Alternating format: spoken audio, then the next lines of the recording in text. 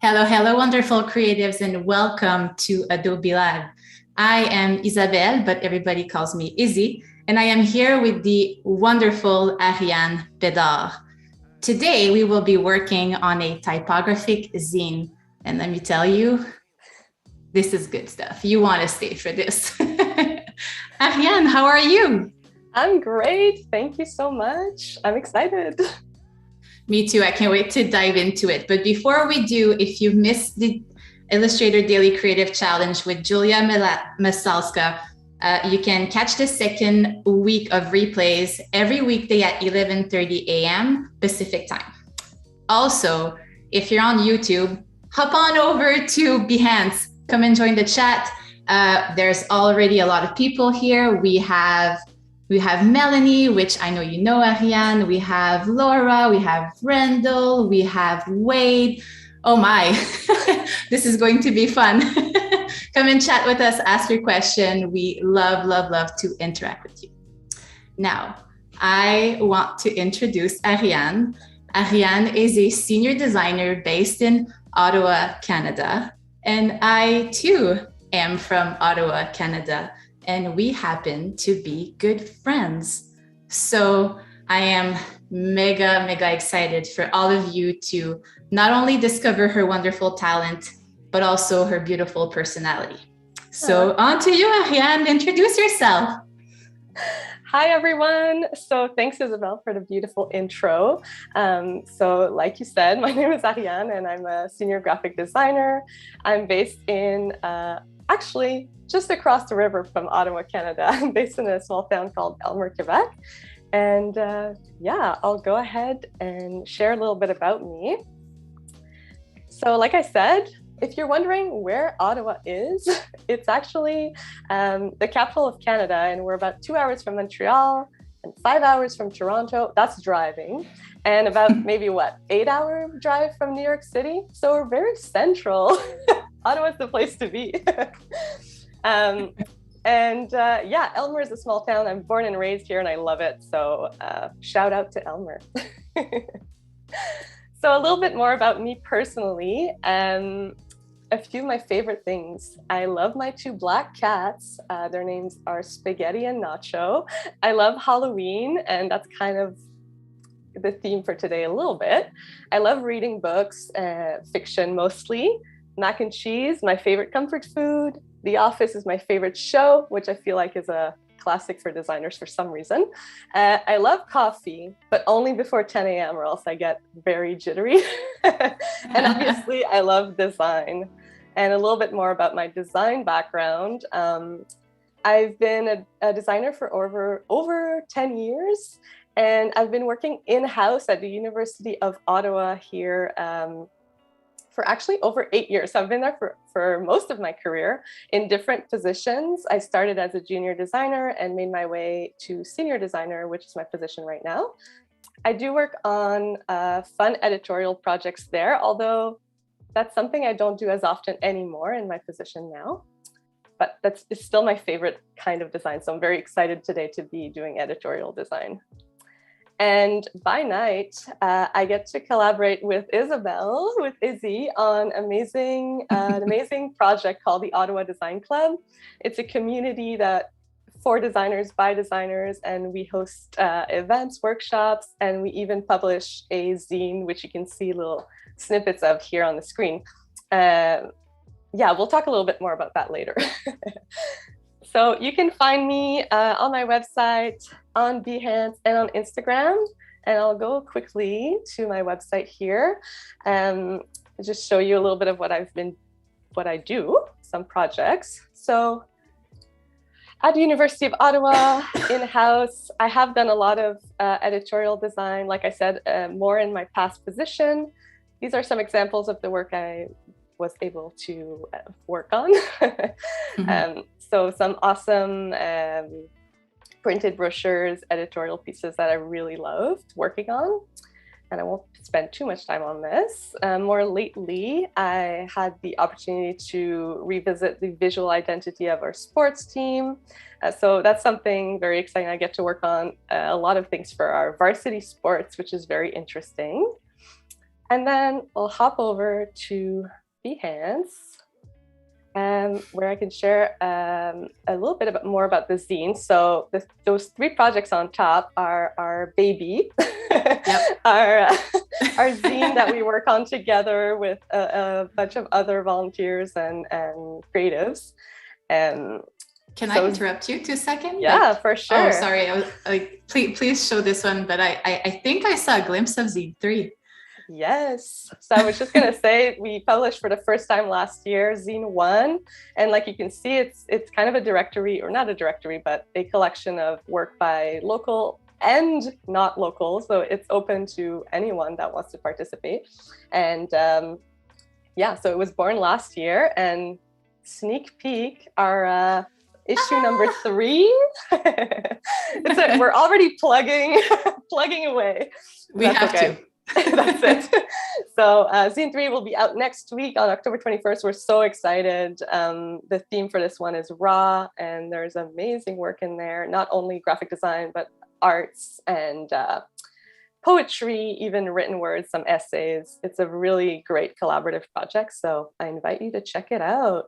And yeah, so I was saying that I don't get to do as much editorial design anymore, but the zine is a great way for me to play with that again, which I really like. And it's a lot of work. Oh, yes. Does maybe not seem like it, but it's a lot of work. So even though you don't do it like during your day job, this could be considered almost a full-time job. Exactly.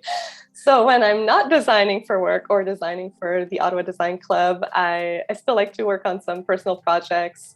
You can see some on my Behance. I designed last year some bookmarks that I see, combining my love for reading and design. And so the link to my Etsy shop is on here, the link to my website, and to the Ottawa Design Club if you're curious. You can also find me on Instagram. I'm at The Shy Creative. I'm not the most active person on Instagram, but you can still see some fun things I get to work on. I post some sketches sometimes, more personal projects you can find on here. You can also follow the Ottawa Design Club on Instagram at OTT Design Club. And that's probably the best spot to follow us to know what we're up to and what's coming up. So yeah, we invite you to check it out if that's of interest to you. You should definitely check it out. Not that I should say that, but you should definitely check it out. Exactly. I think so too. Awesome. So we're getting some love, like in the chat. We have Chanel that's here. Hi, Chanel. Chanel is also a volunteer for us for the Ottawa Design Club. We have Kieran, who was actually hosting often. Hi, Kieran. Thank you for joining us. We have Felix, which I know is a Design Club follower member. So hi, everyone. Thanks for joining. Yes, thank you so much. Hi, everyone. I'm very excited to have you here. Okay, so what's on the docket for today? I'm so excited to get to work. The project that I'll be working on with you is a typographic zine of a short story, The Telltale Heart by Edgar Allan Poe. Like I said earlier, I love Halloween. It's the spooky season. The month of October are my favorite. It's also my birthday month. So I thought it was the perfect opportunity to work on a personal project and yeah, do a fun layout of this short story. If you don't know my man Edgar, Edgar Allan Poe, he was an American writer, poet, critic, and editor, best known for short stories and poems that captured the imagination and interest of readers around the world. His storytelling is always a little spooky. The macabre is his thing, a lot of mystery and a bit of, I guess you could say, horror. he gave birth to the modern detective story. So it was around the 1800s. And his most famous work would probably be the poem called The Raven, which I read in English second language in high school. Because that's the thing, that's the thing in Ottawa. Like, it's not just immersion, it's you have to have, well, if you're attending French school, you have to have both languages. So Yep, exactly. And being over on the Quebec side over here, everything is in French, but you have an English class. I don't know if there's English immersion. Probably not. Probably no. No, probably not. If you know, if you're from there, please let us know in the chat. Yeah, I'm curious. So the Telltale Heart is the short story we'll be laying out today. And it's a little bit hard because it's so short. It's very hard to summarize. I was trying to find a summary for you guys on the internet, and the summaries were always like the full story. So we don't need to go in that much detail, but it follows an unnamed, unreliable narrator who insists on his sanity after committing a murder of an old man that he lives with. He murders this man because of his eye. He hates this man's eye. So we follow his calculated plan to murder this old man and then witness the guilt that ensues that haunts him after he commits this crime. And that intensity and that stress leads him to confess his deed to the police. So we'll be working with typography mostly to try and convey that stress and those emotions, that tension building. So you don't need to know the story really to appreciate what we'll be working on today. And I promise I won't get into the details of the gory details of the story. We'll skip that part. It's definitely widely considered a classic of the Gothic fiction genre and one of his most famous short stories. So let's get into visual stuff. That's what we were all about. Yes, let's do this. Yes. I feel like talking. I feel right now, like, is it Alice, like in Despicable Me, when she wins like her unicorn, she's like, it's so fluffy. That's how I feel. I'm just like, I just want to dive into this. Like, let's do this. Well, I'm glad you're excited. I am. So this is my small mood board of the kind of design I will be creating today with you guys. So like I said briefly, I did give myself some pretty strict guidelines to work within. So it'll be working only with typography, with maybe one exception that we might be working on tomorrow. And just really playing with the grid, the composition, the layout, and even the color scheme will probably be just black and white, maybe some red. I'm not sure yet, so we can decide that together later. But this is, the bit of a mood board I put together for it, so you can see where the style of what I'm working towards. And I did set this up with Behance. Whoa, okay. So if you didn't know, on Behance, there is a way to create mood boards, which is super awesome because you can basically go through, discover whatever you like. You can save to a mood board. So that's what I did here for this project. And you can see some of the things I pulled into my presentation here. Yeah, that's a great tool. And then, if you find things elsewhere on Instagram or wherever, you can, pull together, save these images and create your own mood board that's more tailored. But yeah, it's a great tool that I love using. I believe you can also go and follow people's mood board if you keep adding to it, which is good to see like how people are thinking, specifically if you like a specific style or a specific designer, and then you can see how they grow or what inspires them too. Yeah, exactly. There's follow mood board right here. 0 followers. Womp womp. Just kidding. Chat. Let's do something about that. I'm really just kidding. I just saw that at the same time.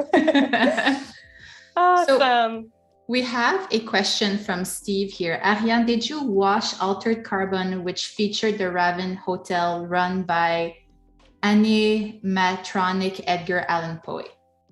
No, I did not, but I'll have to write that down. I'm curious. Is it a TV show or a movie, if I understand correctly? Steve, Probably. Is it a TV show or a movie? We'll wait for your answer. Yeah, I'm curious though. yeah, and then my final piece of inspiration is this scan or photo of the original literary magazine that the story was published in. So when it was first published in 1843, this is what it was published in, this publication. So I thought it'd be a great piece of inspiration to kind of figure out what typography we could use for my project. So yeah. That's amazing. It's nice to see where it all started too, right? Like getting the vibe and like the mindset too. Yeah, exactly. So we just got, before we start, it's a TV series from Steve, sorry. Okay, cool. I'll have to check that out, Steve. Thank you for the recommendation. Okay, so the first thing I want to start with is that typography piece. So I did a little bit of work beforehand to figure out which typeface to use, which can also often be something that takes us hours to go through all the typefaces out there. So yes, I'm in Illustrator now. We'll be working mostly in InDesign, but I do really enjoy using Illustrator for typeface research, only because you're not bound by a text frame. You can basically, write your words and play around as freely as you want on that pasteboard. So that's kind of what I did here. I dropped in that image of the literary magazine and used it. Stop zooming in on my name. I used it as a jumping off point. So you can see here, it's a Zidane. I don't know how to pronounce that in English, but it's Zidane type where you have the thick and thins. And the classic typefaces that follow that have this style, if I could say it like that, are like things like Bodoni or Dido. But when I was looking at those, I felt like there wasn't enough variety within the type family for what I wanted to do, because I do want to play with type a lot. So I wanted to find something that would give me that flexibility. There's also a nice black letter font typeface here. This is, I think, Clarendon's. There's actually a lot of typefaces on that same piece, which I think is pretty standard for publications back then. Yeah, it would not make the cut in design school today, potentially. No, exactly, right? 2 typefaces max, or 3 at the most. Yeah. But again, it's good to break the rules sometimes. So it really depends on the attention of the design. Exactly. That's exactly what I was thinking too. When you learn all the basics and learn those rules, then you can play and break them all if there's a good reason for it, right? So I started researching a bunch, and I found this font here, this typeface called Ivy Presto, which I really like. It has a lot of different weights and size and italics, and there's also the display and the text version. So I'll actually show you here. I found it on Adobe Fonts, which is bonus because it's already set up within my InDesign. Yay! Perfect. Yay. That was my yay emoji. Yay! Amazing. And I often use this other website called Typewolf, and I don't know if anybody knows it, but what I love about it is, they'll save some interesting websites that have great typography. And if you click on one, like I clicked on this one, you'll see the fonts being used. In this case, Ivy Presto was the one being used, but what he offers is closest match on Adobe Fonts. So anytime you find something that you like on there, maybe it's expensive, or maybe you're not sure yet, and you want to try to find something on Adobe Fonts, it will link to it, which is amazing. So I love Typewolf for that. And in this case, it brought me to this beautiful typeface that I now am obsessed with. So here it is in all the different variations. And there's a display, like I said. There's also the text version for small type. Well, there's actually even more. There's a million things in this family. But we'll be using display and text for our project. Amazing. Finding fonts can be so challenging. And when you're trying to say something, specifically when you're starting to discover font, I feel like I'm still in that, trying to understand typography.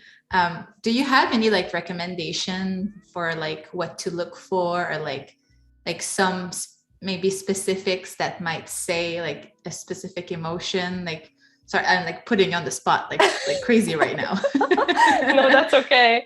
It is difficult, and for me, it's always almost like a gut feeling, or when I see the typeface, I'm like, oh yes, that's exactly what I want. But it is overwhelming because there's so many out there. One good way to do it was with these filters here on Adobe Fonts. If you want to, start here as a jumping off point, you have these tags, luxury, friendly, funky, Art Deco.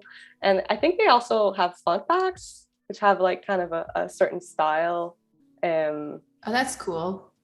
So let's say, retro glamping, then you can pick that and it'll give you a bunch of fonts that pair well together that you could use.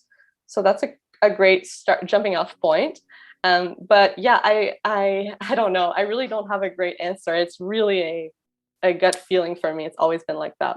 So practice, then the more you do, the more you research, the more you'll get kind of familiar with it. Yeah, and I think, when you're doing those mood boards and everybody, very true. You can kind of have a look at what typefaces are being used and the types of projects that you like, or something, if you're trying to figure out like us today, in my mood board, there were actually a lot of serif fonts, and I've definitely, it's almost all serif fonts. So it's definitely a jumping off point. Like, okay, like clearly there's something to be said about this vibe. So I'm trying to look for something similar, and then I'll go to websites like Typewolf and find similar styles that can then lead me to. But yeah, it can be a rabbit hole. It can be definitely overwhelming. There's so many good typefaces out there. And you always use the same ones usually. Personally, that's what I do. I have like maybe thousands, and I always use the same 20. Yep. Yeah. That's true. Sometimes it's good to clean up that font library. So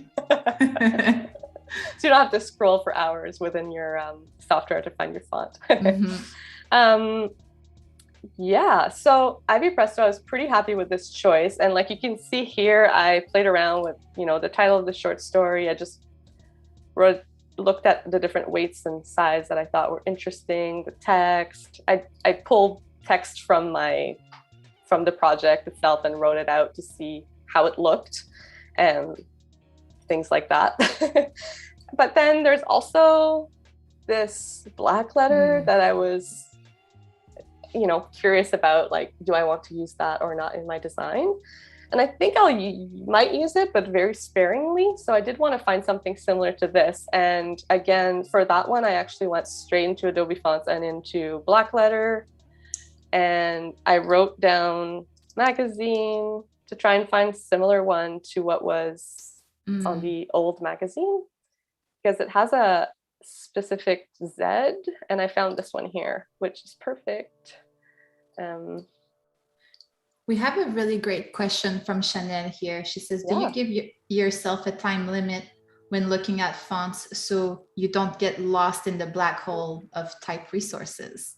That's actually a great idea. I don't do that. Maybe I should. So now knowing this, like, what would you give yourself? 20 minutes? It's hard. Yeah, it's hard. Maybe. That's a good idea. Like, I mean, it depends how much time you have to work on your project. So if it's a personal project and you really want to have fun with it and you want to learn, maybe give yourself more time to explore those typefaces. If it's for a client and you're working, you have maybe 4 hours to create your projects in total, then obviously don't spend 2 of those hours looking for typefaces. Maybe give yourself 20 minutes and then pick the one that you feel you'll know in your gut which one you should use, I think. Yeah. Trust your gut. Exactly. So if you look at the Z here, and fun fact, in Canada we say Z and not Z. I don't know if other countries say Z and not Z. I thought that was a French thing. No, it's a Canadian Z in thing. English. Really? I didn't know that. Oh, I'm learning about my own culture on here. We don't only talk about design here. We talk about language. We talk about everything. So this Z here, it's not exactly the same, but I thought it was similar enough to this one here. can zoom in for you. And so I decided, yeah, so this one versus this one, it's not exactly the same. I was close enough. I was pretty happy with that choice. That was a way to narrow it down. I looked at those black letter typefaces on Adobe fonts. The one that was closest, I decided to pick. I will be using it so sparingly. I didn't want to spend too much time worrying about that one, basically. So yeah, that was my type research for it. So now we know what we're going to be using, and we don't have to think about that when we're starting our design. We kind of have a good idea already because of all these little quick tests I did. It's always good. I feel that whenever you do this research, that then it just like allows for a better flow, like after. Yeah, I'm the kind of person that sometimes start a design in InDesign, start with one font, do my whole layout, then change fonts. It's too chaotic. So it's good to do this little exercise beforehand, kind of know where you're going. Mm-hmm. So that's it for that. And we can I saw you save. That's a good thing. Command S. I know. In this case, I guess I wouldn't have had to, but still, it's a good reflex to have. Really good. It should be a nervous tick. Yeah, it's not a reflex enough for me. Maybe it will be today, but hopefully. Okay, so I started InDesign. We'll start setting up our document. So I just did File New or Command New for my new document window. I'm going to name my project. And for the document size, that's something I also thought of a little bit beforehand. I think I have a lot of magazines here, being loving editorial design so much. I kind of collect magazines and books and many things, graphic novels. So I looked at a few that I liked the format of, and they were kind of a smaller, bigger than a novel, bigger than a small book, but smaller than like a magazine. So it's a little bit of an in-between format. And what I came down to was this format is 675 by 9.5. And like I said, that's really came from measuring stuff I had around the house that I liked. Nothing more fancy than that. That's something I have to say, like having worked with you for, almost 2 years now. Wow, oh my God, time flies. That's something that I noticed that you do a lot, and I think it's so cool, and it's something that I should learn from you, that you will actually measure and cut out pieces of paper and put it in perspective to like with other things. And then you'll often, because we work remotely, like you'll send me a picture, and even from the picture, I can see like, oh yeah, that makes sense. Okay, like this is the size I will go with for a sticker, for a bookmark or whatever. And it's like smart. I think that it could even be something that could be used with clients potentially, that if they're debating, that you could just, if you want to save time, just cut that piece of paper, send a picture, and like show them. Yeah. Put a banana next to it to see the size reference. Absolutely. Yeah. It's something I learned in school, right? We 10 years ago, print was a lot more prevalent than it is maybe now, but a lot of what I learned in school was for print design, and we called them dummies. We did always paper versions or white, just with white paper, quick versions of what you want to do. So like your folds, checking if they make sense, or your size, etc. So it's something I lost a little bit at one point, and it would focus only on the computer part, but I started doing it again, which I think is really helpful. We have the best hashtag right now in the chat. So Voodoo Val says #banana for scale. We also have a great question from Kieran. What's your favorite design magazine, Ariane, or one that you find really inspiring? Big question, I know. And he has the monkey emoji like this. Thank you so much for your question, Kieran. So I would say right now, Izzy actually gave me a magazine the other day called Type 1. and I won't reach for it because I'll have to get off camera to do that. But I think I may have it handy. Oh, there you go. So I have the oh, fancy. Yeah. Yeah, so I love that one. I haven't like dived into it too much yet, but I really liked it. It's all about interesting typefaces, typography. They like break the rules a lot in that magazine. So I thought that was super inspiring, but it's a new one for me. So before that, I kind of not stopped looking at magazines, but design magazines back in the day. I looked a lot, of course, at communication arts, and we had Graphica here in Quebec, which I loved. I still have all my old copies, and I still look at them, the old ones. If not, I'll actually look at not design magazines, but any magazine. There's a magazine here two magazines here in Quebec called Zine and B-Side. They have great layout, so I'll just pick up any magazine that I find interesting and just get inspired by the grid, by the layout inside. So yeah, there's a not super specific answer to your question. So bottom line, inspiration everywhere, but right now Type 1 kind of piqued your interest. Yeah, exactly. And so, Type 1 is actually made in the UK, so I didn't know that. Yeah. Cool. So I just added a bleed here of 0.125, so an eighth of an inch, which is standard for print. And I'm going to take care of my columns and margins within InDesign. I find that's easier. Actually, if you click preview here while you're setting up your document, you'll see it appear in the background. And in case you don't know what bleed is, it's this red line here. And it's something you need to take into consideration for print. Anytime you have a color that goes all the way to the back to the edges of your paper, you need to make that color, I don't know, it's always so hard to explain bleed, but you'll need to make that background go all the way to this bleed line. So when they trim your paper, you don't lose any of your image, or it's just design. Yeah. That was a very unclear explanation, I find, but if you have a question about bleed, you can ask in the chat. And basically, you don't want to have like white, because like when it prints, it will print like the size that it's intended for, and the printer will print it on a very large sheet of paper, then cut it. So you want to allow bleed for the right size, so there's no white edges that's going to appear in your final product, essentially. So you want it to bleed out. Exactly. Thank you. Anytime. So we'll start with setting up our grid. So I went ahead and opened up my pages panel here and went to the master. So the master, what it means is anything that is on these two pages will be applied to every page in your document. You can have more than one master, if you have different grids or different things, section headers, or anyways.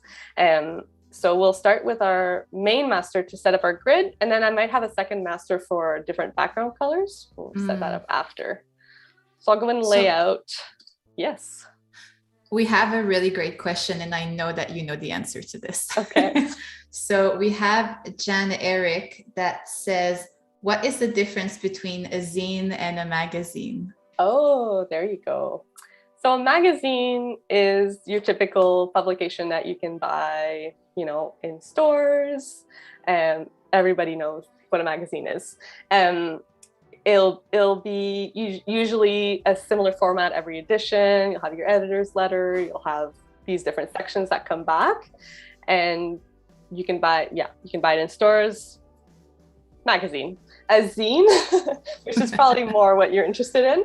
A zine is a self-published publication, and historically it was often photocopied, made very much by hand, by artists. So it will often be, it can be a photo journal or poetry journal, or just,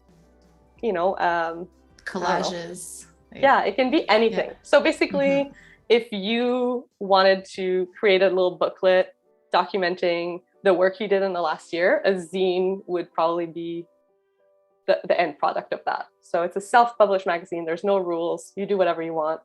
And that's why we called this project today a zine, because it's, you know, it can be an all-encompassing word to say a creative booklet, a personal project. It's often more personal.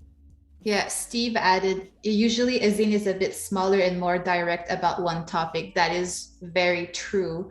I think that a zine will have kind of one intent and one direction, whereas a magazine will kind of look at different articles, will have advertising in it too. Yeah, zine is, back then, I believe that a lot of zines were used for political stuff too, or like feminist movements, or like, yeah, a lot of big movements that happened, there was a zine attached to it. So it's very interesting when you start looking into this. Exactly. So yeah, there you go. I just set up my margins. So the top, I'm doing different margins, and I usually work with historically in my career, I've always worked with huge margins. I think that was the style when I first started. Everything was very clean and airy, but now I feel like margins are getting smaller, and with that big type, so I wanted to experiment with that today. So my top is a 1/2 inch. I have smaller margins on the inside and outside, and a little bit more space at the bottom, because I think that's where I'll put my page number, and I'll put Edgar Allan Poe, the name of the story. So I'm leaving myself a little bit more room. I'm using a 6-column grid because it makes it extra flexible.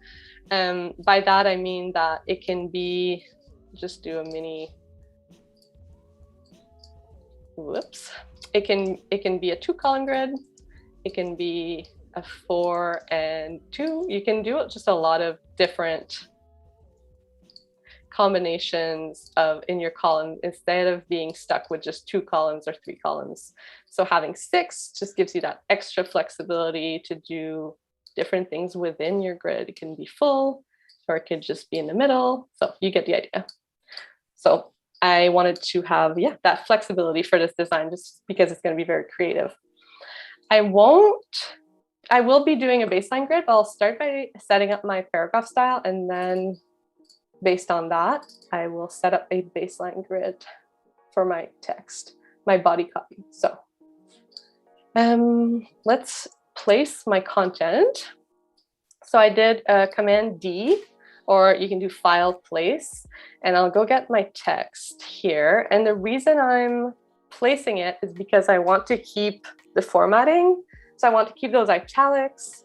And if I'm pretty sure if I just copy paste, I would lose those. So doing it File Place, you can preserve styles and formatting when you import it, and then you'll keep all those. There's a lot of italics in this story, so I'm just not losing them.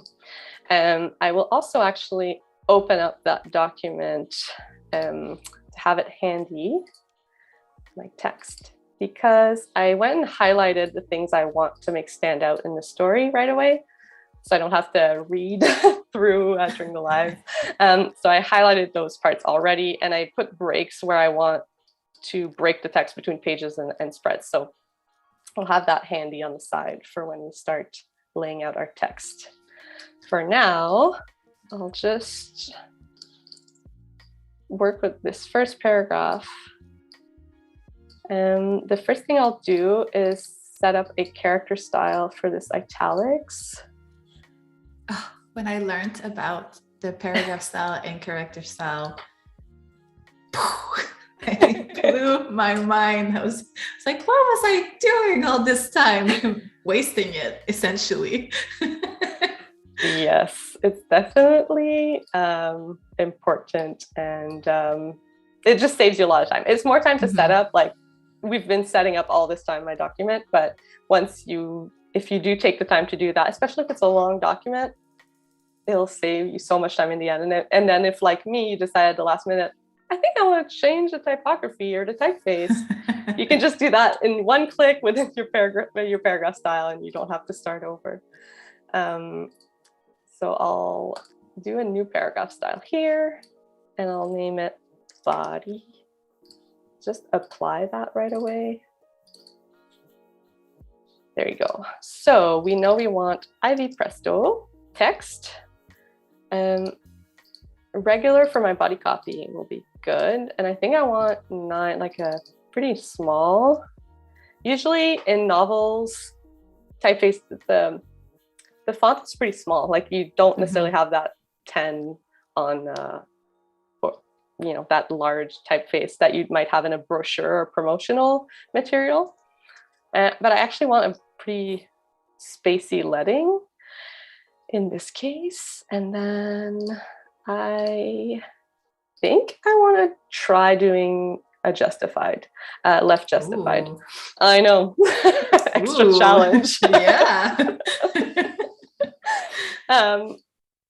And I will set up here align to grid. That will be for the baseline grid. I haven't set up the baseline grid right now, so it's not correct. So ignore that. We'll get into it after. I do want to activate hyphenation because we have a left justified. You want those hyphens, they will save your spacing. And I have some settings here that I like to use. So it will only hyphen words with at least 6 letters, after 3 letters, before the last 3 letters. I'll put a hyphen limit of 2, which I think, correct me in the chat if I'm wrong, or Izzy if you know, but I think that's 2 per paragraph. Maybe not. And then I will prioritize better spacing, not all the way, but in that direction. I don't want to hyphenate capitalized words or the last word or across columns because that would just be silly.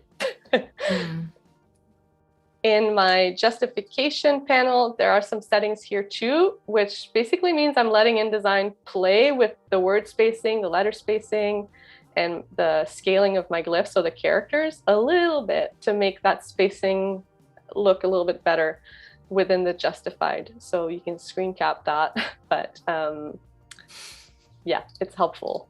You don't have to play with it so much manually when you set that up. And I think that's it for now.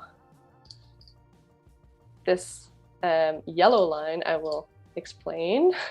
So in my preferences, in composition here, I have HNJ. I don't even know what HNJ means. Someone in the chat, tell me.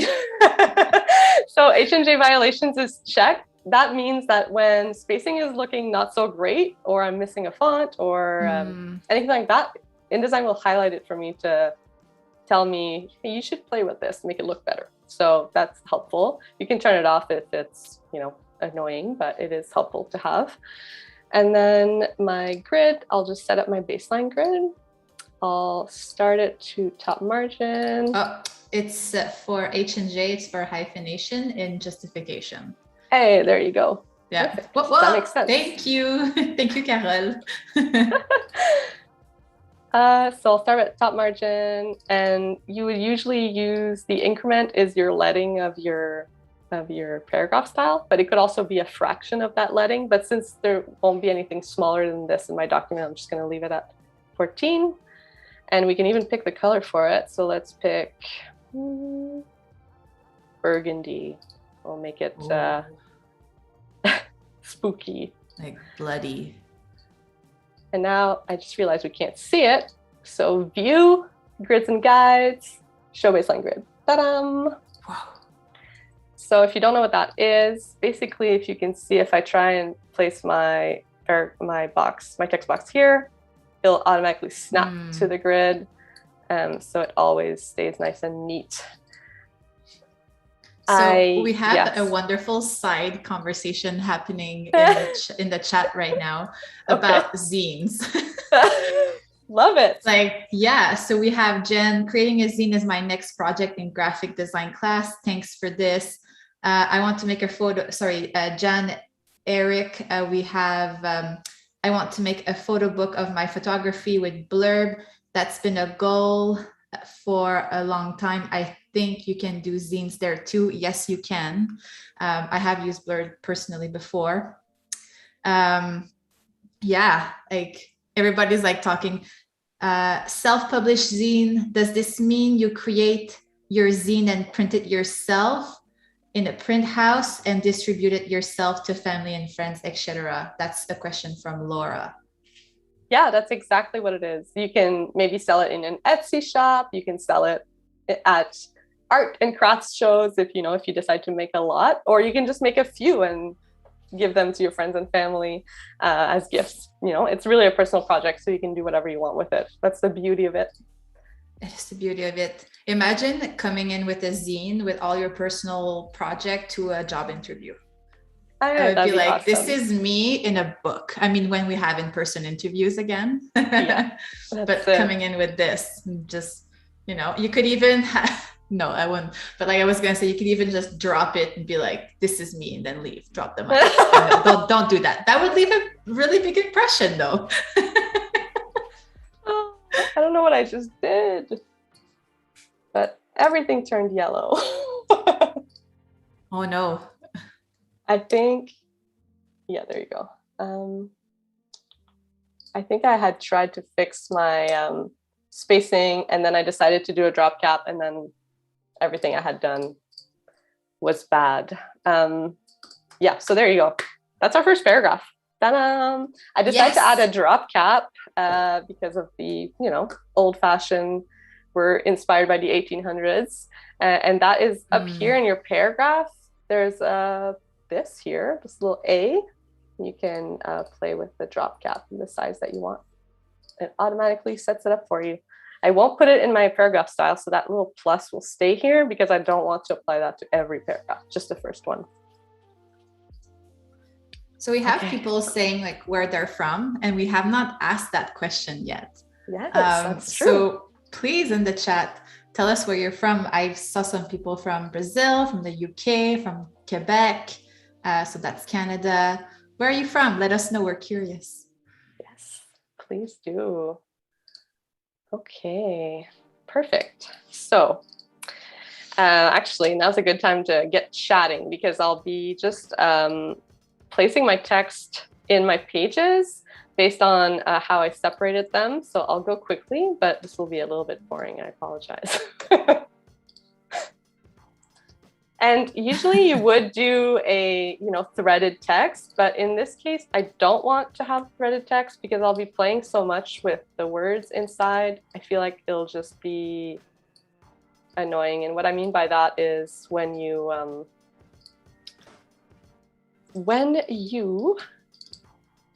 usually in a long document, you would keep your text boxes linked. So this little red plus, you would take from here and then keep going. So that way these are connected. But I feel like in this case, I don't want that. So I'll just be separating. And my paragraphs are going to be very separate from each because there's something new happening in each paragraph. So I'm splitting them up quite a bit across the pages. It's crazy how when you start, it looks like this. And then at the end, it's like something completely different. Like I know how to do graphic design and I know how it works. It still is magic to me every time I see a final product. I'm just like, wow. It's true. It is quite impressive sometimes. And you forget, right? Because you were so used to working in it. But I know that sometimes people at work would watch me work and be like, what are you doing? And I was like, just wait. It'll come together, I promise. Oh man, I would be like, when I used to work in house, I would be like, you sit and watch me, you have to pay me double. I'm not getting stressed over this. Yeah, you don't want that hovering art director. No. So we have people now coming from Sweden, Brazil, Toronto, Canada, New Zealand, Tampa Bay. I saw Nashville, Tennessee. Wow, it's like all over the world. Kenya. That's amazing. It is St. Louis, Montreal. Wow. Hello from all over. Yes. Yeah. I'm curious while I'm doing this. I'm curious to know if people like spooky or horror movies. Ooh. Let's get into the October vibes with Halloween. That's it. Because I say I love Halloween and everything, but I'm scared. I'm still a pretty scaredy cat. I don't really like scary movies all that much. I'm curious to know. So for people who just joined us, we are working on a typographic zine. Ariane, what's the tail that you're using to position and everything? Do you mean the short story? Yeah, the name of the short story is the Telltale Heart by Edgar Allan Poe. I definitely asked you to say it because I know my French accent would butcher that.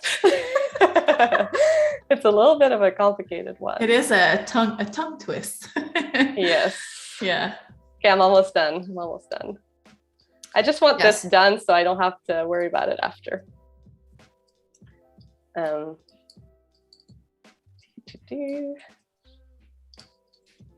Okay. We have a question from Nathan. Can you tell us how you are using the grid? Yes. Well, you'll see that very soon when I start laying it out. But I'll just be using the columns to organize my content so it's nice and even across all the pages. Every time you have something that's one column all the way to the right, it will always be exactly in the same spot. But yeah, you'll see it more visually in a sec there. Awesome. Okay. That's where the magic happens. Let's get started. In this case, the witchy magic in this point, not witchy, I guess, for October vibes. Yeah, sure. Okay, so I'll go and grab that text document here and keep it close by to remember what I wanted to highlight in each paragraph.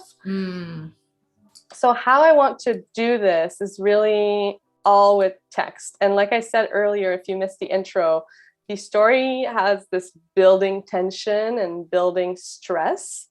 And so I want to showcase that with typography and with the layout. So I'll have, the body copy, but then I'll take this one sentence here and make it stand out a lot because it's more important, or, it's maybe something big just happened in the story. That's how that's the direction for my design. And we'll start right now. In this paragraph, what I want to highlight is this sentence. I think it was his eye, because the whole story revolves around the narrator hating this old man's eye and being scared. I don't know if he's scared of the eye or what, but that's the whole thing. So I definitely want to make that stand out because it's kind of the basis of the story. So I will go and cut this out, or actually I'll cut everything out here. It's funny because you were mentioning this and like my reflex was going to do this, like I watched some video, like some YouTube videos last night, like just kind of reciting the short story to prep obviously for this live. And I watched it before going to bed, and I'm actually lucky that I didn't have nightmares because I'm like you said, like it's not necessarily a crazy horror story, but like probably seeing it with images would be kind of like even more spooky. But oh yeah, no nightmares. No nightmares for you guys. Yeah, I also listened to someone narrating it, which also helped me figure out what part of the stories I wanted to highlight, because the narrator would change and would give a lot of emotion in those moments, right? So in this case, I remember he went like, I think it was his eye. It was like an old man narrator. It was great. So I think, and I'm not going to make paragraph styles for these bigger fonts typefaces because they're all going to be different. So it would be pointless to have a paragraph style applied to just this one. I guess it wouldn't be pointless because if I wanted to change it, I could just go within that paragraph style to change it, but I could also just do it here. So I feel like I'll just do it manually for these. Let's see how big we want to make this. So we have Kieran here asking, Ariane, do you ever use screen printing with the zines you make? That's such a fun process. We haven't. Screen printing is awesome, but in the zines we do with the Ottawa Design Club, it would be a little complex because we're featuring a lot of photography and art, and we have a lot of colors going on. But I do think for something like this would be quite interesting because I'll be working only with 2 colors. Could be cool.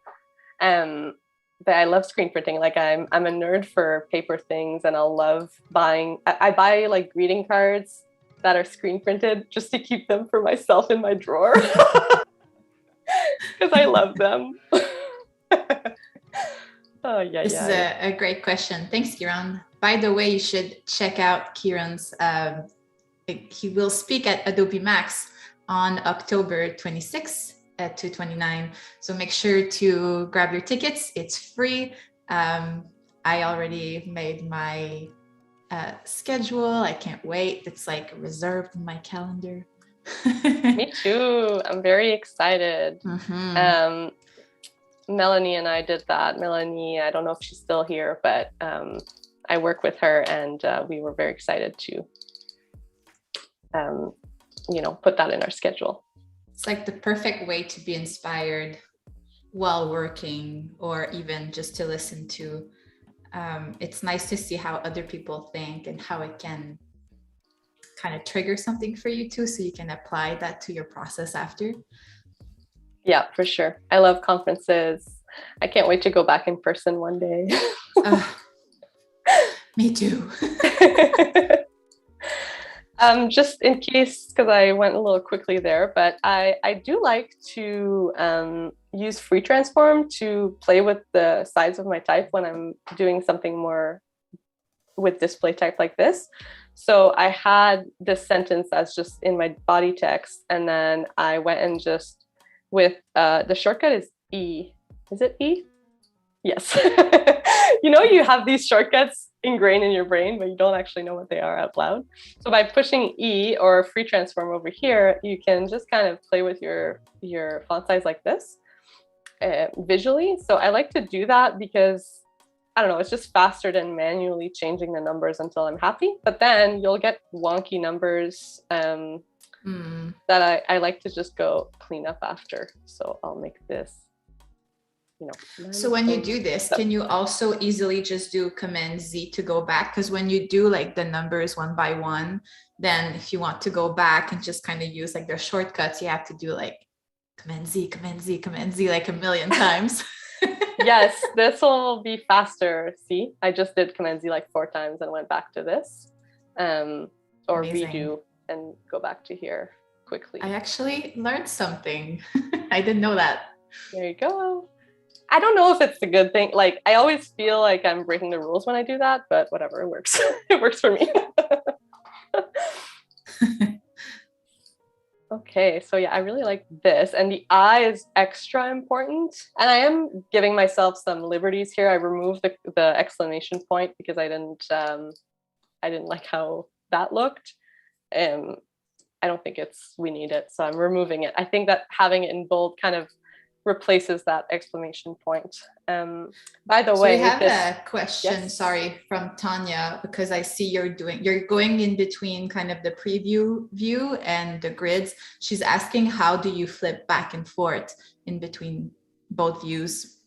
Yes, it's the shortcut W, and I hit that W constantly. I always need to see it in a clean view like this. But then hitting W again, you get to play with your grid and make sure everything's aligned nicely. And then I think it's here, right? View options. Yes, it's this one. Nothing's happening when I click. I always use the shortcut, so I don't even know how to do it manually.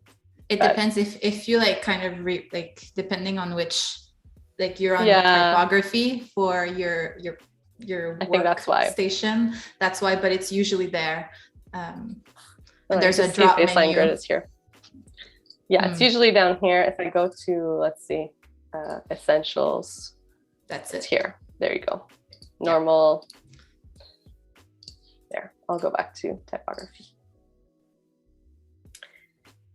Okay, and then this body copy is aligned to the baseline grid, but this big text here, I removed that option, so it's not aligned to the baseline grid anymore because, well, it doesn't really need to be. I will visually or manually align it to whatever else is on the page. So here, I put a guide to the top of this text, and I made it overlap a bit because it actually looked better than when it was aligned like this. It doesn't look aligned visually.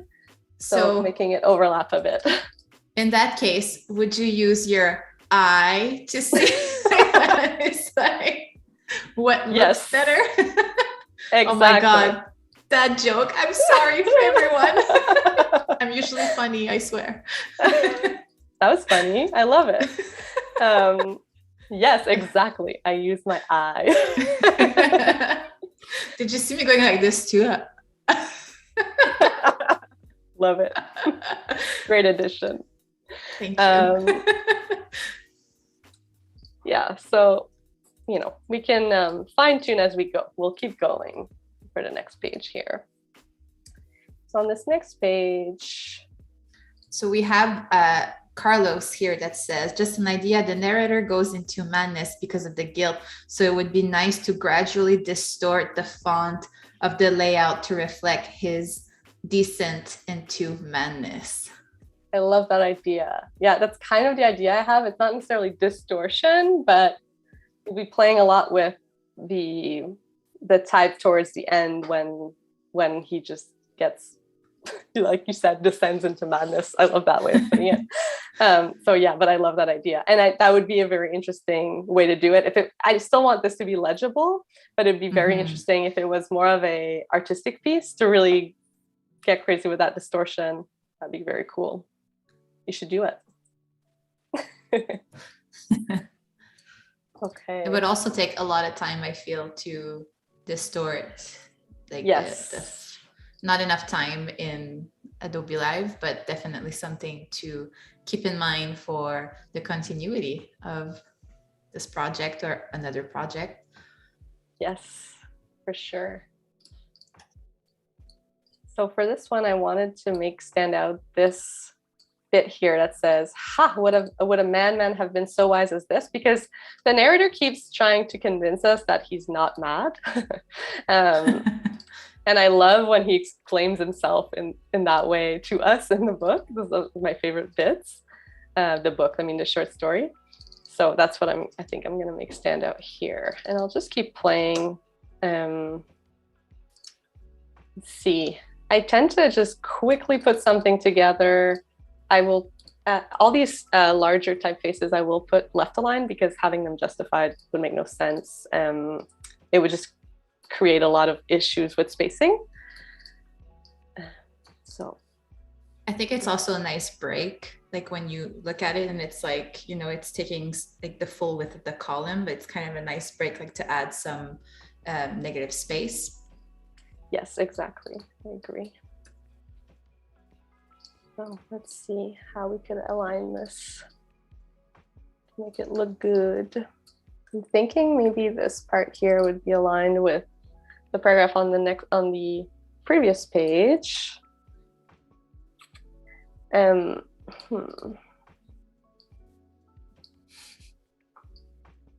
this again is a little bit like what I said about type, how I pick my type. It's a lot about feeling and looking and seeing what works. And then sometimes, you'll leave it like this, keep going, come back to it a bit later and say, actually, I don't really like that page. And let me try and, make it different. So to answer the previous question about how I'm using the grid, this is a little bit how it's pretty simple actually in this case, but here, I have a 4-column width and then here I go to 3. Here I'm at 3 right now for these 2 bits, but maybe this part could be full. So it's just different ways to play with it to see what looks good. Maybe actually this could go full width. I don't know. I don't like this full width. I think it's too wide. For legibility too, you kind of don't want to have your columns be too wide. You want your sentences. I forget what the number is for that. We learned it in school. It's been too long. But there is kind of a sweet spot for how many words you should have on one line. Maybe someone knows in the chat, but that's often why on 8.5 by 11, like in a regular size magazine, things will often be broken up in 2 columns. it just makes it easier to read. You won't get tired during that whole line of text. What's the name of the font that you're using again? Jan Eric is asking. It's called Ivy Presto. So we have Ivy Presto text here and Ivy Presto display. It's available on Adobe Fonts. Oh, and we have Albert who answered that 10 to 12 words per sentence is like the recommendation. I have 12. Perfect. I think I'll leave it like that for now because I'm not sure. I like it. I personally like it. What do you think in the chat? Like, what do you think of how it looks? Like, should we go full width? Let us know. Yeah. Actually, one thing I want to do too is because I'm thinking I want to print this on a sort of newsprint paper. And there is something you can do in your swatches. You can change the color of your paper swatch. So your paper swatch is normally white, but if you change it, let's say you're printing on recycled paper or craft paper, you don't want to actually put that color in your background as an actual color because it will print as a color. But you can change your paper swatch for, in this case, I want it just to be a little bit more cream than white. And that color won't print. You can see it's not in my bleed. It's just to give you a preview of how your design will look once it's printed on that off-white paper. So there you go. That's a bit nicer. And actually, some of these pages I think I want to be black. Maybe I'll do that now. Yes. By the way, everybody's agreeing with this layout. They love it. Lots of love coming from the chat. Thank you. I'll go and make a master page with a black background. I didn't put any page numbers yet, but we will do that at some point. I don't typically do that at the beginning because I need to kind of know what my layout will look like before I figure out where the page numbers will go. I think maybe this page, just this page. Oh no. Oh no. Uh-oh, what happened? I think that my master's, I just wanted to add it. Actually, I don't think I'll add the background color in the master, maybe just the page numbers, because it's applying the whole spread to my spread, but I don't want the whole spread to be black. Maybe I'm missing something, but we'll just do it manually for now. Let me know if there's a way to do it directly from the master pages. Oh, yes, I think I like that better. I think it looked too similar between the two sides or something before, but having the black. Gives it a nice contrast. Yeah. Cool. That's a good start. Spread one. Spread one. We'll keep going. Ooh, this is so fun. I'm glad. I love to geek out to this. Okay, so let's see what I wanted to highlight in this one. Oh, yes. So this part here, this paragraph, the narrator is explaining that he's very cautiously, he's being so careful and quiet. So I don't want to make anything stand out in this one because that's kind of what I want to make stand out, is that the fact that he's being so careful. So we'll leave it very simple. And then in this paragraph, the old man hears him and springs up in bed and yells, "Who's there?" So that's definitely what I want to make stand out. Whoa. So we have a great comment here from Albert. Isn't white text on black background read thinner? Do you correct this in the zine? I guess before you go to print. Yeah, that's something I would test. So like we were talking about earlier, testing a lot of stuff with paper and sizes and seeing it visually. That's something I would definitely want to test out and print maybe just at home to see, because you're right, the ink, the the letter forms will look thinner because the ink will kind of bleed a little bit within that white, especially if your text is very small. So I could potentially correct this by making it maybe semi-bold on the black background. But that's something I would test. I would test first and see if it's necessary or not. So, but that's a great point. That's something you have to think about for sure, especially when you have full black like this and thin. This isn't too thin. Like I think it would be okay. But if you have like a really thin sans serif, you might want to make it a little bit bolder. I was going to say, getting some printer test is something that we're very familiar with with our zines. Yes. Yeah, unfortunately or fortunately. Yeah, it's so important to request proofs anytime you print something, and sometimes we don't have time, but you kind of have to make that time for it, because you can have very bad surprises, and you want to know that you want to have that surprise at your proof and not when you've printed 100 copies or 1,000 copies of whatever you're working on. Most printers will, it's part of their process, but I feel like, and especially with my work in-house, like I feel like it's something that gets pushed to the side often because our timelines are so tight. Yeah. With the zines, it's definitely something that we've done specifically with photography. Photography kind of prints, like we're not touching on photos today, but photography prints a little darker. So it's always good to test that to see if the shadows won't overpower the image. So that's good to test as well when you're making a zine. There's a lot of stuff to look for, if the spine is aligned, if the bleed is okay. There's I guess that too comes with experience, right? Like you want to train your eye for this. Exactly. It can be as simple as making sure they're doing their job properly, so making sure that it's trimmed nicely, that things are aligned, that things are in the right order, and then you can also look at whatever you've designed comes out nicely, and then you can make adjustments from there. And there is something I just did, which is in the story panel. So I guess window story, no window. I'm so bad at knowing where to find things. I'll go and help. Did you know that if you search help, it'll tell you where it is? So if you search in help in the search, it'll tell you where to find it if you hover, which I use all the time. There you go. Type story.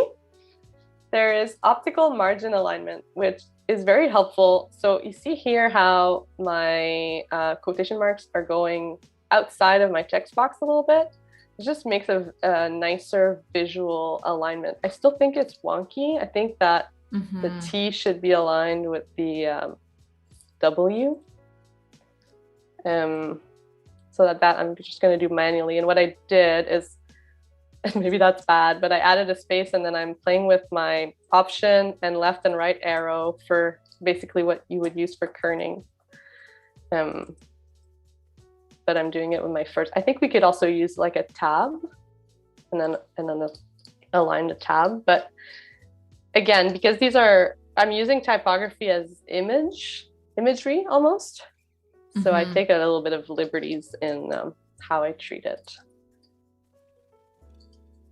So this part here, he says, I had my head in, was about to open the lantern when my thumb slipped upon the tin fastening, and the old man sprang up in bed crying out, "Who's there?" So I love having that "who's there" very big. I don't know if it should be bold, like that one. Yeah, I would say so. I like that this typeface in bold gives me old school 80s scary movie vibes, almost like Stranger Things. I don't know. So I like that. I think there's another season of Stranger Things coming soon, very, very soon. I think, I'm not sure I saw that, but like maybe I'm saying whatever right now. I think it might be next, like in 2022, but maybe in the winter. I mean, that's soon. That's soon. Yeah. I remember reading 2022. Oh, yes. I like it on black. Oh, yes. I like that too. Awesome. I have one error here, but I don't know what it is. We had Paloma saying that she really likes how this is all coming together. Thank you, Paloma. And we have Albert. It's so beautiful to design something with typography. Love it. Thank you. And Voodooval, I feel like the layout of these and the interesting style with the lines being in large text really conveys a nice emotion, or a spooky emotion rather. Yes, thanks, Voodooval. Okay, and then this next paragraph I recognize right away, but the narrator is saying, we don't even know the narrator, like who it is. So I should actually, we know nothing of this narrator or the old man. We know nothing, but the narrator is keeping still, saying nothing, and he's not moving a muscle for a whole hour after this old man springs up in bed, says, "Who's there?" So I think this page, I'm only going to have this tiny little paragraph here to kind of convey that idea that everything is stopping and we're pausing, right? But we have a lot of issues here with our justified text because it's so narrow. Let's fix it. So I try to fix it with soft returns, but and you know right away when what you've done has made it worse, because everything will turn yellow. Okay, I think I just fixed it. So I did a soft return here. You can see I activated all these little blue characters. I activated type. I clicked show hidden characters. This shows you your returns, your soft returns, your spaces in blue like this. So here I put a soft return, which is like a command return. So I can see it here. And then here, I think what I'll do is I'll play with the space between the letters, and I'll try -5. And I'll try, I never go more than -10.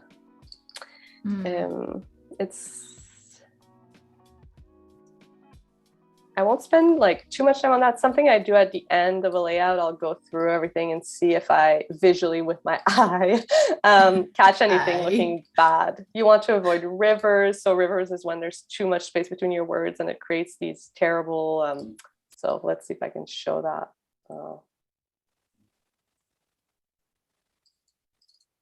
Like here, you see how there's a lot of space between the words. So we call that rivers, where you could kind of jump here and go on a little river.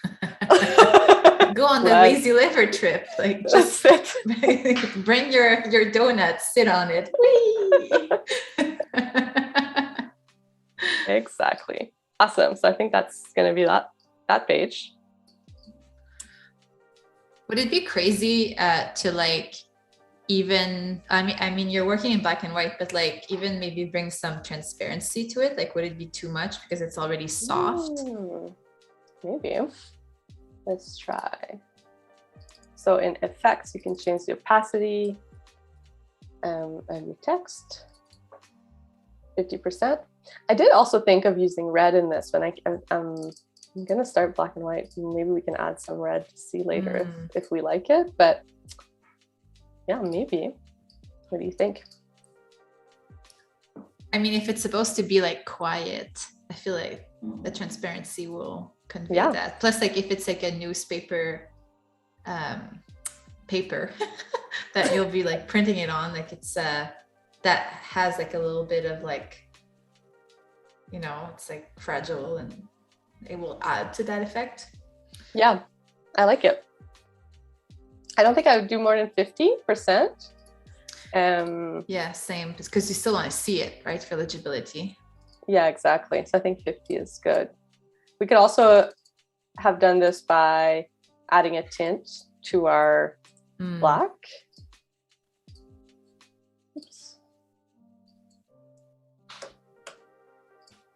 kind of does the same thing in this case because there's nothing behind.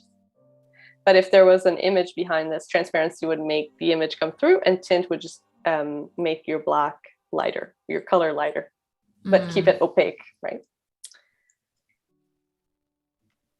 Okay. Samantha saying, loving the contrast between these pages. The black page was such a good idea. Loving it. Thank you, Samantha.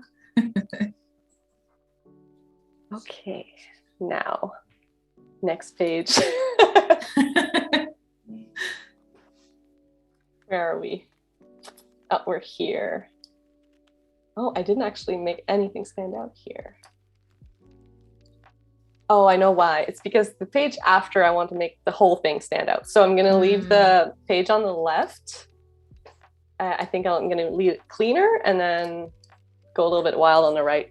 So let's play with these two columns here. And I do really like that. I don't know if it's a trend, but what I've been seeing and what I had a little bit in my mood board is these layouts that are very, I don't know, they're very playful with how the paragraphs are positioned. Whereas typically, you know, at work, I would have my columns very balanced, like this column the same height as this column probably, and make it very neat, and then have a photo at the top. But I'm really liking these kind of exploded grids where things are a little bit, I don't know, how do you call that? Strange.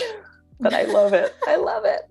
And I never really have a chance to do stuff like that. So that's why today is a great opportunity. Personal projects. That's where you get to have projects fun. are the best to try new things. Yes. But I think it conveys too, like kind of like the fact that the narrator is trying to convince like the reader that he's not mad. And then having stuff kind of scattered a little bit. It's like kind of, I mean, it would almost be kind of a foreshadowing of how it's going to end, right? Because at first in the story, it's like very linear on like how he's thinking and how he does things. But then at the end, it's like all over the place, right? So. Yeah, exactly. And he starts getting very stressed and all over the place right here. So what I'm envisioning, and we can revisit this side, but I really want to play with this page. And I think we'll make it black.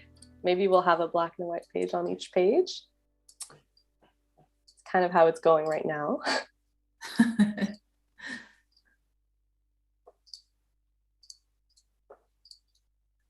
So here what's happening in the story is,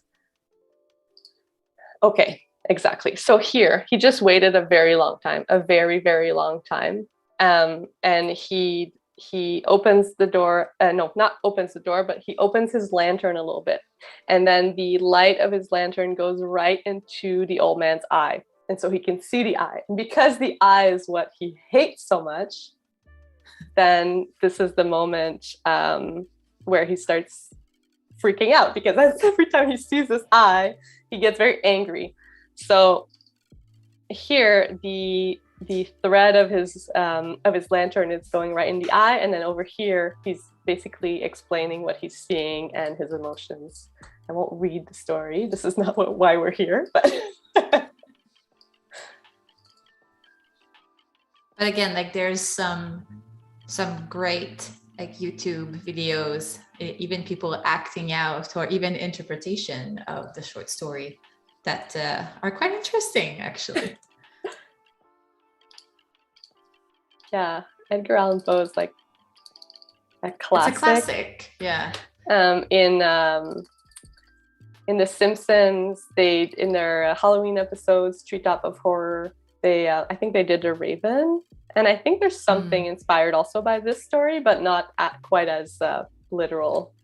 But yeah. Well, they reappropriate like a lot of the stories, like The Simpsons, which is hilarious. I love watching them. So because you mentioned them. Oh, sorry. No, go ahead.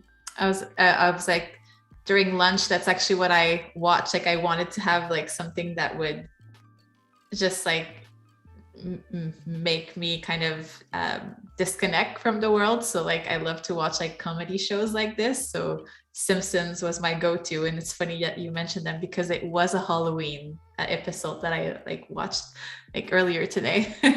Nice.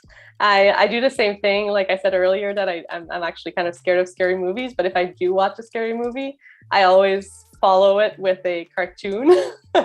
Same. Before I go to bed, or else nightmares for sure. But you like being scared?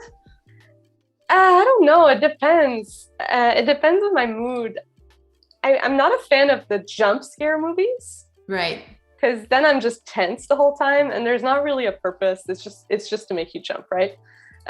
Which can be fun sometimes if you're with like friends and you want to watch a scary movie. But as soon as you're with a lot of friends, I feel like the mood lightens up a little bit. But I can't watch that by myself in the dark. Like I'm too scared. But I do like a good thriller or something a little bit scary. I don't really have like a favorite. Do I have a favorite scare? I like Tim Burton things, so I like that kind of vibe. You know, it's not at all scary, but it's spooky. It has a little bit of a signature look, which I really like.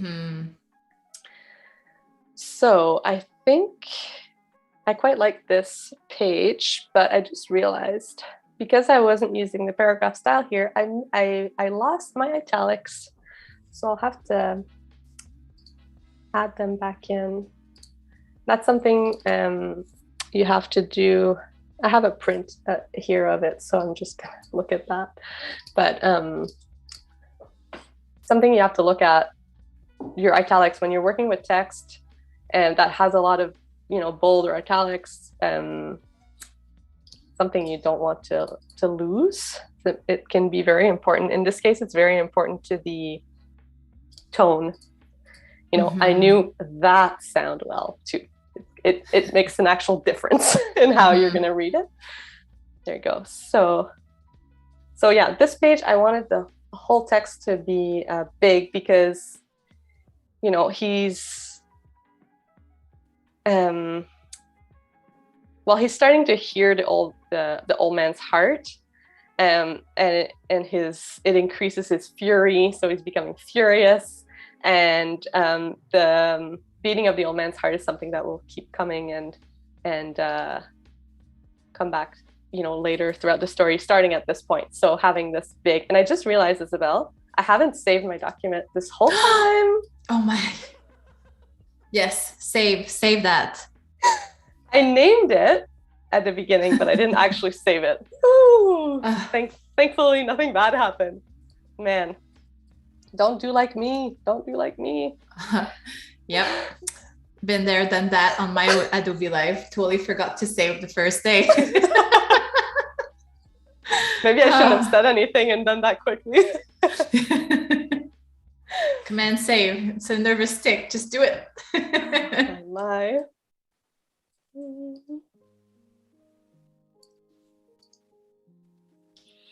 I like it like that personally. There or there? Both. I feel like this kind of like is really pleasing to the eyes because it fills the space, specifically that the second page is like really filled.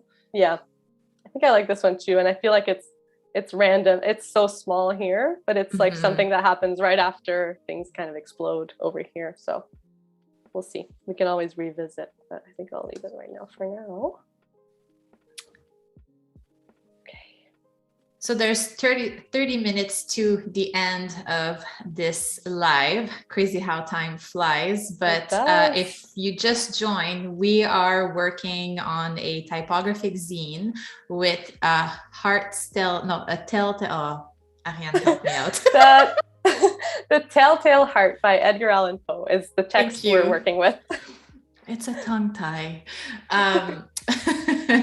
Yeah, and essentially, Ariane is doing the layout. She wants to add like a spooky vibe to the zine, and she's only using black and white. She's putting some specific attention on specific paragraphs or sentences, and it's that's where we're at. Yes, I can go back a little bit to see where what we've got so far. Oh my, we have Sean here. We have Sean. Hey Sean. Save it before the entire world explodes. Command S now. That's what he says. I just did it again. I did it note for the first hour and a half. I didn't save it. And now I've just saved it 3 times in the last 30 seconds. Amazing. This, again, emoji with the hands. Amazing. Sean, you'll have to remind me once in a while in the chat. Sean, you are like delegated to be the person that reminds us to save. Yeah, I like how it's looking. It's amazing. What do we think in the chat? Like, do we like this? I love it. Oh, okay. So I did that twice now, and I didn't really explain what I did, but at the bottom of my screen here, I don't know if you can see, but there's something that says no errors right now. But when I do have an error, it'll be red. If you double click on that, your pre-flight panel will open. You can keep it open here on your side too. And it'll tell you, you have an error right now. And if you double click on it, it'll take you where it is. And in this case, it was that I have overset text in this paragraph box. So I always keep an eye on that little green light. You always want that green light going.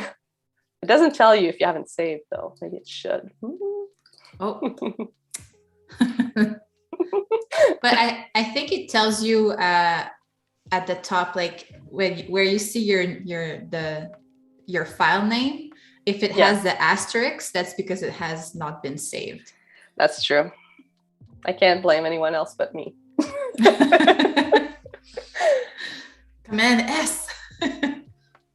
So for this text, I want to make it large as well. And to get myself started, I'll go and use the picker, the eyedropper tool, and I'll go and copy this one here and as a jumping off point, and I'll see if I keep it like that, but it'll just get me started. And I think I really like when the pages that have big text are in black. I'm liking that so far.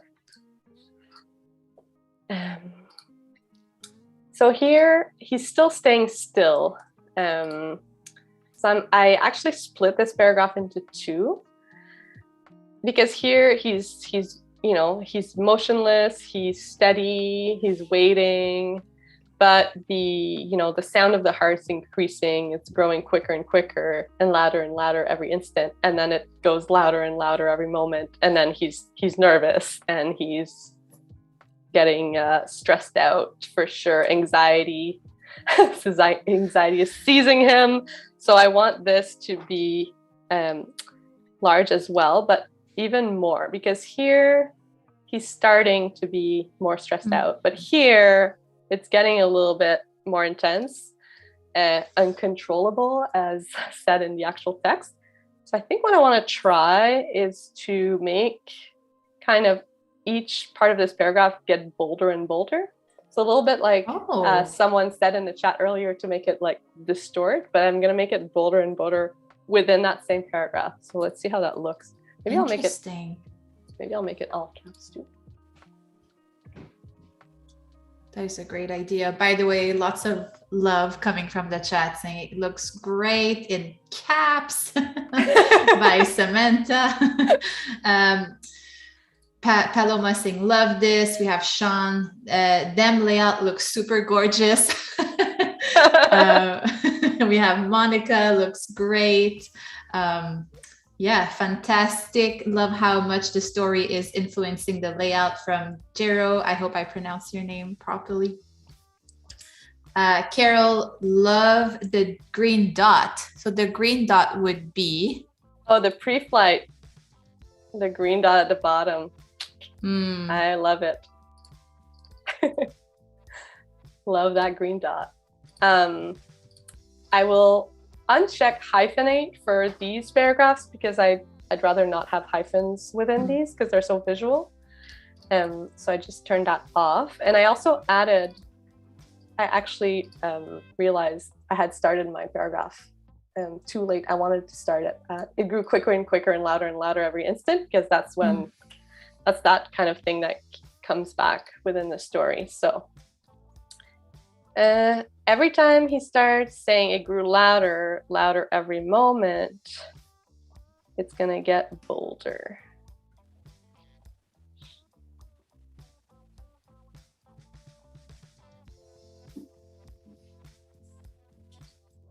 So we'll have this part in regular, maybe, and then louder and louder again in bold. See how that looks.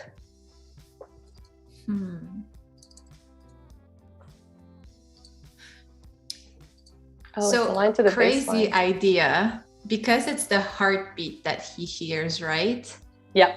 Should we try to create like this sound of the text by doing maybe one line that's bolded, one line that's like regular, to like be like tutu, tutu. I like it. Let's see. We could go from thin to bold. Yeah. So there's like a lot of contrast. You can tell that it's a something we meant to do. And even like this too, like where you see like thin and then it still progresses. That's like the, that's interesting. Sorry, I'm not sure what you mean there. Oh, sorry. That's when my French is not like communicating properly. So like, see how like right now you have it like from before going from thin to bold, but you added like this bold line, like bold text like at the second. But even this, like keeping both concept could be interesting. Together. Yeah. So right now we have thin to bold to thin to bold to regular to bold to regular to bold, and then bold, bold, bold, bold at the end.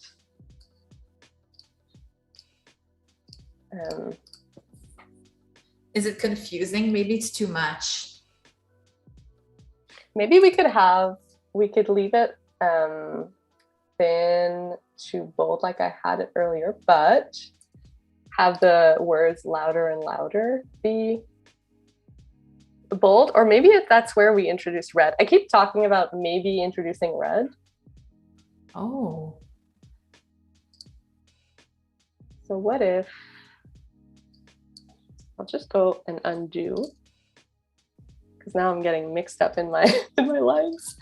Maybe my bad. Sorry. No, I like the idea. I think they're both cool. You have to pick one or the other, I think. That's so when chime in the chat. Try.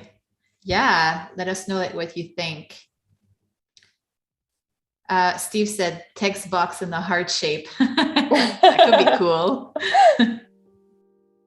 Could do that in Illustrator, and slightly bend and wrap the text just a bit to show he's losing his mind too. Very true. Yes. All caps for that much text are always a bit harder to read. Maybe try turning it off. Let's see. I don't like the red. I'm going back to white. I think that I agree that it is harder to read, but it also makes me more stressed to read it. Whereas when it's in upper lowercase, I don't know, it doesn't have that stressful aspect, I find. And it's quite big, so I think it might be okay, but it's a good point. And now maybe for regular publication, specifically it's for a client, or if you're doing it for your workplace, that it could be seen as if you're shouting. But like in this instance, since we're trying to recreate like the emotion from the short story, I think it's quite fitting. And he actually he's not shouting, but that's exactly what I want to convey. Yeah, exactly. I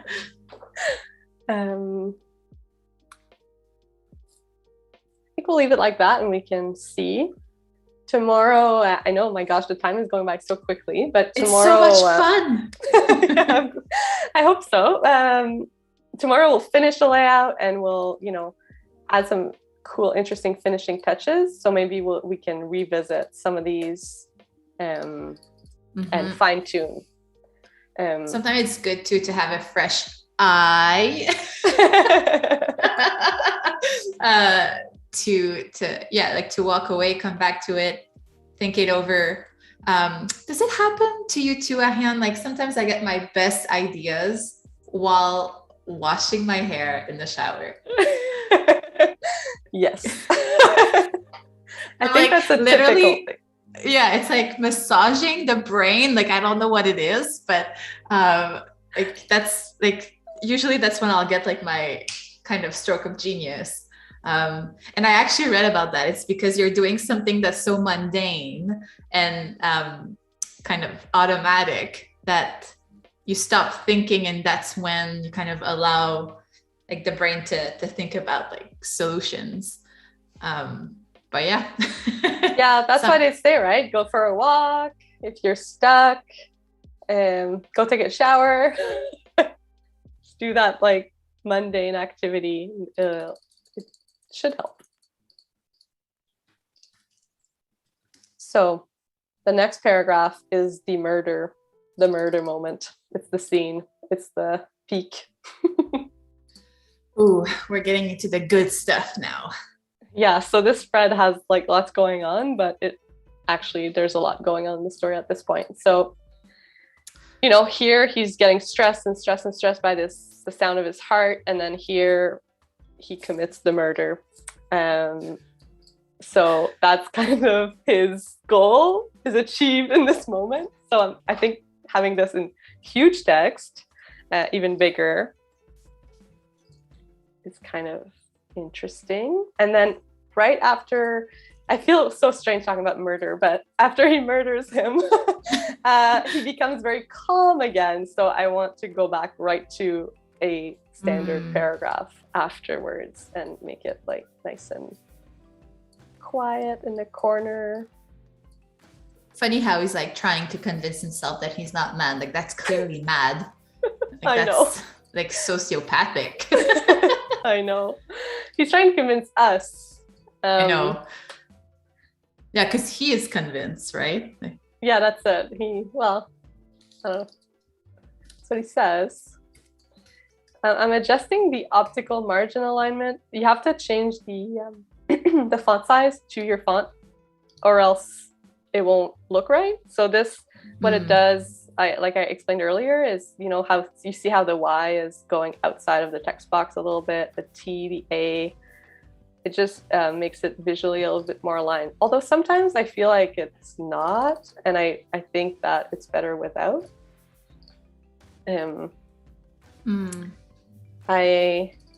It's something I didn't ever use before, and I'm still like learning to see how it works and if I like it. But in this case, I feel like it looks better like this.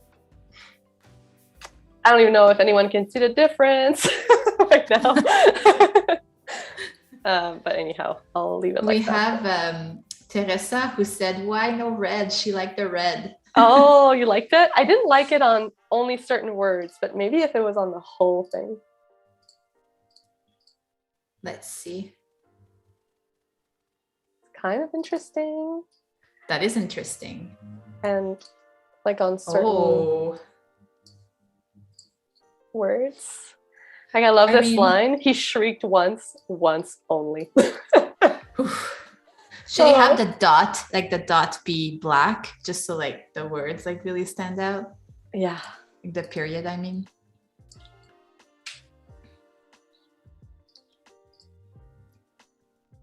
I like it.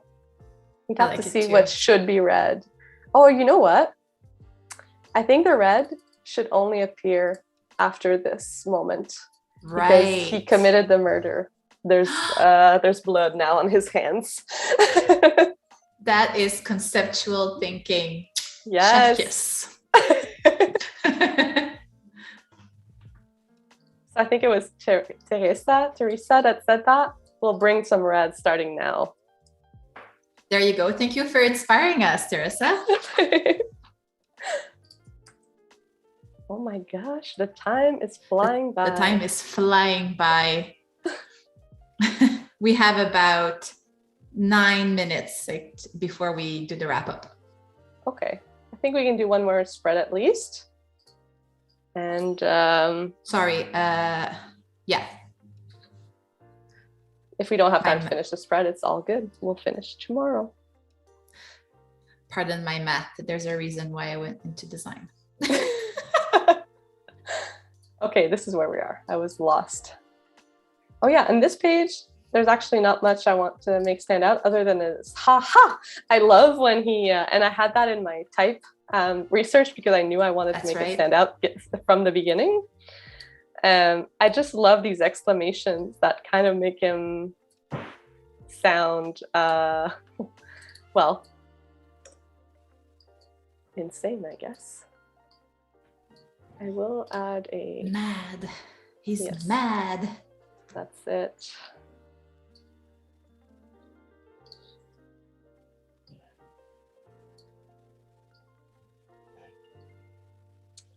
So this part here.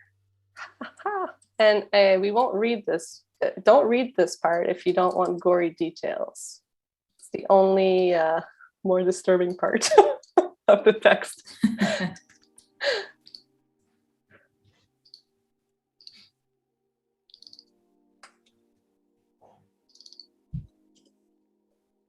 Not justified. Playing tricks on us. So this could be read. Mm-hmm.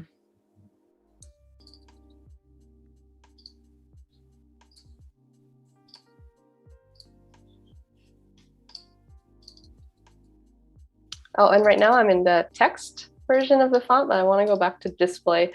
So as soon as you're, I don't know what font size, but if you're in a smaller font size for body copy, you want to be in that text version of this typeface. And then as soon as we have larger text, we can play with the display version. And the difference between the two is that the contrast between the thicker and thin lines of the letter form is more intense. And there's details, like thinner details that you would lose in a small print.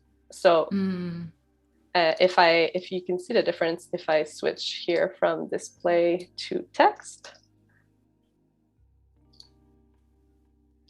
it disappeared. It's rounder and there's less contrast between our thick and thins. It looks a bit more sophisticated in the display type, but if you had this in the display type, it'll be hard to read. So if I go regular, you can see right away you lose these thin, especially on the E's, the thin crossbars, you lose them completely because they're too thin. So I love, and that's why I picked this typeface, because it had those options, the display, the text. It even had a headlines one, which I guess you could use for kind of subtitles size.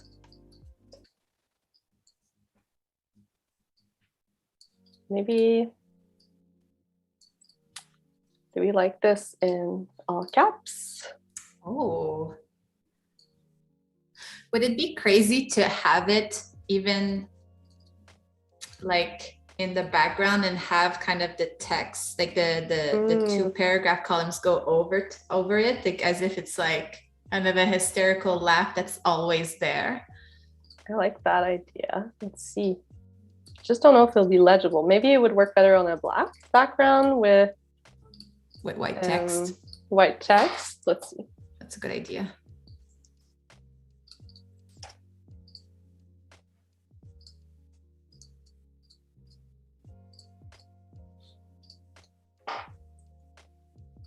Should be even bigger. You know, when people say, make the logo bigger, I say, make the type bigger. That's cool. Like that, it's nice. Yeah, I like that a lot.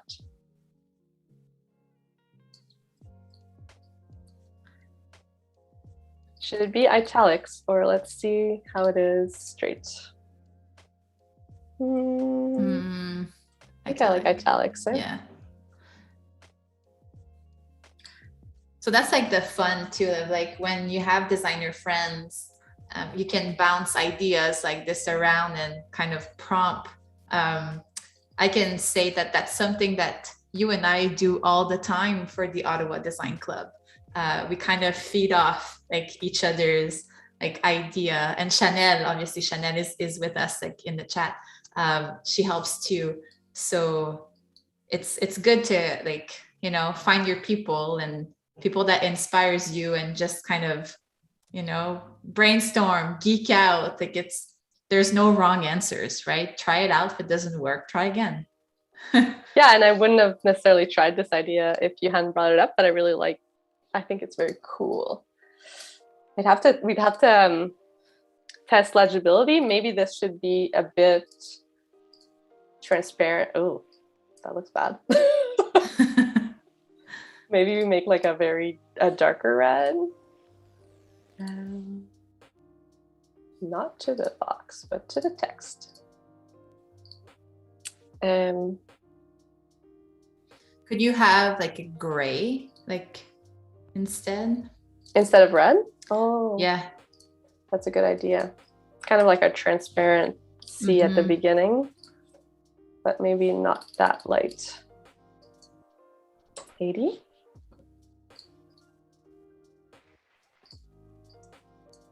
What do you guys think in the chat? Do you like this? I personally like the red, but I mean, I'm a color freak, so obviously I'm going to say that. And I know what Teresa is going to say. Black and red makes it look more sinister. She's right. Yeah, you're right.